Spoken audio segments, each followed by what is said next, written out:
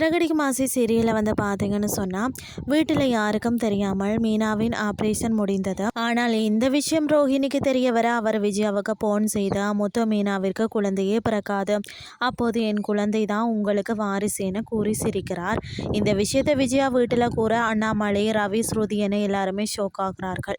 பிறகு வீட்டிற்கு வந்த முத்துவிடம் அண்ணாமலை என்ன நடந்தது என கேட்க அவர் எல்லா விஷயத்தையும் கூறிவிடுகிறார். அந்த வகையில் இன்றைய எபிசோட்ல பார்த்தீங்கன்னா விஜயா ஸ்ருதியிடம் குழந்தை பெற்றுக்கொள்வதை பற்றி பேசுகிறார். அடுத்து மீனா ஆபரேஷன் முடிந்து வீட்டிற்கு வருகிறார். அவரை விஜயா நலம் விசாரிக்கிறார். அந்த நேரம் வீட்டிற்கு வந்த மனோஜிடம் தனியாக பேச முத்து அழைக்க அவர் வந்து மறுக்கிறார். பிறகு வந்த முத்து ரோஹிணி தனது குழந்தைக்கு அப்பா பெயரில் வந்து மனோஜ் பெயரை தான் கொடுத்துள்ளாராம் அப்படின்னு சொல்லி கூற விஜயா மனோஜ் இருவரும் ஷோக் ஆகிறார்கள். விஜயா என்ன இது, உடனே மருத்துவமனைக்கு சென்று அதை மாற்றி விட்டு வா என கூற முத்து மனோஜ் அதே போல வந்து செய்ய முடியாது என கூறுகிறார்கள்.